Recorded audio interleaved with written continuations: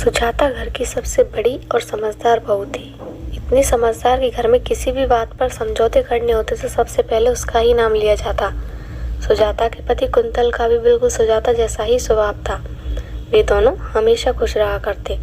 दरअसल संयुक्त परिवार की सबसे बड़ी बहू के सुखी जीवन का एक ही मंत्र था और वह था संतोष। सुजाता हमेशा अपनी माँ की यह बात गांठ बांध कर रखती कि धन दौलत महल अटारी किसी भी सुख का कोई मोल नहीं होता यदि व्यक्ति के मन में असंतोष का वास हो। इसलिए सुजाता हमेशा संतोष को धारण करे रखना यही सुखी जीवन का सबसे बड़ा मंत्र है मानती थी। मगर अब की सुजाता इस मंत्र को न जाने कैसे भूल गई। दरअसल सुजाता के ससुराल में 2 देवर देवरानियां सास ससुर सभी हैं। सब मिलकर कपड़ों का कारोबार करते हैं। कारोबार में तरक्की होने से नया घर लिया गया। सबके कमरे तय हुए तो सुजाता और उसके पति कुंतल के हिस्से में नीचे का सबसे छोटा कमरा आया। यूँ तो सब ठीक था, पर घर के उद्घाटन समारोह में आए कुछ रिश्तेदारों ने सुजाता के खूब कान भरे। तू कसम से पगली थी है सुजाता, हमेशा तेरे हिस्से ही कम क्यों आता है? अरे तू घर की सबसे बड़ी बहू है और तेरा कमरा ही सबसे छोटा। बुआ सास ने मुंह मटकाती हुई यह बात कही तो सुजाता का संतोषी मन असंतोष से भर उठा। बाकी की मंत्रा टाइप चाची काकी ने भी आग में घी डाला तो सुजाता के मन में उठी आग की लपटें बढ़ने लगी। उद्घाटन के बाद सभी नए घर में शिफ्ट हो गए। असंतोष से भरी सुजाता आज घर के बाहर टहल रही थी।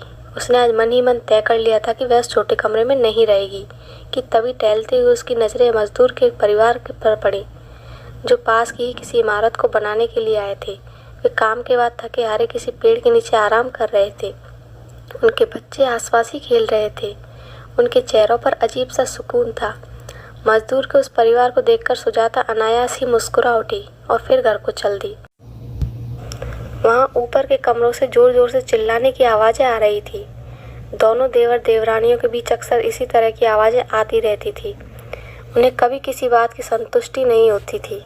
छोटी छोटी बातों में बहस करना, बेमतलब की बातों के लिए लड़ना उनके लिए आम था। आज भी एक छोटी सी बात पर ही झगड़ा हो रहा था कि एक देवर के कमरे में बालकनी नहीं थी और दूसरे के कमरे में थी। मैं उनकी बहस रोकने ऊपर जा ही रही थी कि मजदूर की औरत दरवाजे पर आकर मुझसे पानी मांगने लगी। मैंने उसे पानी देते हुए पूछा, ऐसे जगह जगह भटकता तुम्हारा परिवार और तुम कितनी परेशानियों को झेलते होगे ना? तभी वह एक सुकून भरी मुस्कुराहट देकर बोली, दीदी जीवन की भटकन तो वह है जो बड़ी बड़ी मजबूत छतों के नीचे भी प्यार के बीज ना बो सके। मेरा परिवार ही मेरे लिए सब कुछ है। मेरा मर्द मुझसे प्रेम करता है, मेरे बच्चों का ध्यान रखता है। इससे बड़ा सुख और क्या हो सकता है? यह सुख तो सुजाता के पास भी था, प्यार करने वाला समझदार पति और प्यारे प्यारे 2 बच्चे। उसकी बात सुजाता के भीतर तक चोट कर गई। बड़े कमरे की बात उसके मन से छू हो गई और सुजाता में फिर वही सुजाता लौट आई जो संतोष को ही महासुख समझती थी।